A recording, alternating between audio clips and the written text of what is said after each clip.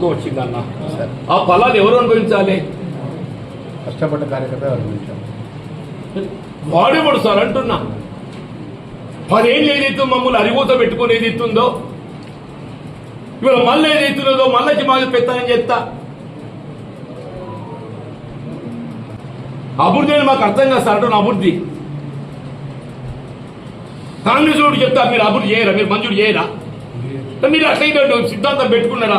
Only party ఫిర్యాదు చెప్తే నేను పని చేస్తా అని చెప్పని పెట్టండి, బోర్డు పెట్టండి. పార్టీ ఫిర్యాదుదారులకి అవకాశం, ప్రతిపాదన. అట్లయినా కాంగ్రెస్ పార్టీ పెట్టుకున్నది ప్రభుత్వం కాదు సార్. రాజకీయంగా క్లారిటీ ఉండాలి. ఇప్పుడు మనం యుద్ధం చేస్తుంటే మనం ఎవరితో యుద్ధం చేస్తున్నాం అనేది క్లారిటీ ఉండాలి. ఉండదు సార్. మనం ఏ పక్షం ఉన్నాం? మనం శత్రుపక్షం వచ్చి మనం పక్కన సొచ్చి వాడు పక్కన బల్లం పెట్టి కొడుతుంటే మేము ఎక్కడికి వెళ్ళి కొట్లాడతాం? ఏముందని కొట్లాడతాం? మన ప్రత్యర్థి వచ్చి మన పక్కన వచ్చేది ఇస్తుందో పక్కలో బల్లెం పెట్టి కొడుతుంటే నువ్వు ఎట్లా ఎవరిగా కొట్లాడతావు? అభివృద్ధి అంటే ఏంటి? మీరు పార్టీ ఫిరాయించడం చెప్తే అభివృద్ధి చేస్తాం తప్ప మీరు చెప్తే చేయరా? అంటే మాకు కనీసం ప్రతిపాదించే ఆలోచన లేదు సార్. మాకు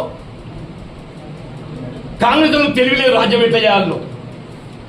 కాంగ్రెస్ లో తెలివిలేదు సార్ రాజ్యం ఎట్లా చేయాలను.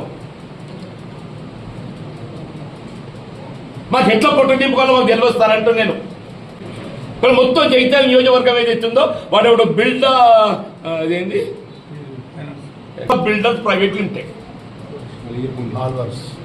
Gauri Shankar infra builders private limited, Gauri Shankar infra builders private limited. వాడు పొట్ట నింపాలి. వాడు ఎవరు సార్ అడుగుతున్నాను. దయచేసి ఒకటి పెట్టండి. Who is this Gauri Shankar infra builders private limited?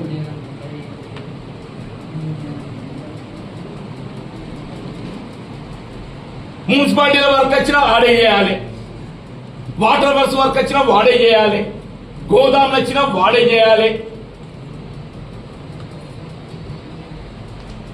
A sir మరి చేసుకోవాలి బతకని. మనకి ఆశ ఎక్కున్నట్టు బతకని సార్. కనీసం మా రాజకీయ హక్కులు మేమనేది మా రాజకీయ హక్కులు అడుగుతున్నాం సార్. మేమదే మా రాజకీయ హక్కులు అడుగుతున్నాం. మా 4 దశాబ్దాల పోరాటాల ఫలితం సార్ ఇది అంటున్నాను నేను. ఇది మా 4 దశాబ్దాల పోరాట ఫలితం సార్ అంటున్నాను నేను. తేలిపోతుంది సార్. వారం 10 రోజులు ఎలక్షన్ డిక్లేర్ కాగానే ప్రభుత్వ పార్టీ ఏది నిర్ణయం తీసుకుంటుంది. కానీ మనిషిని ఏదైతే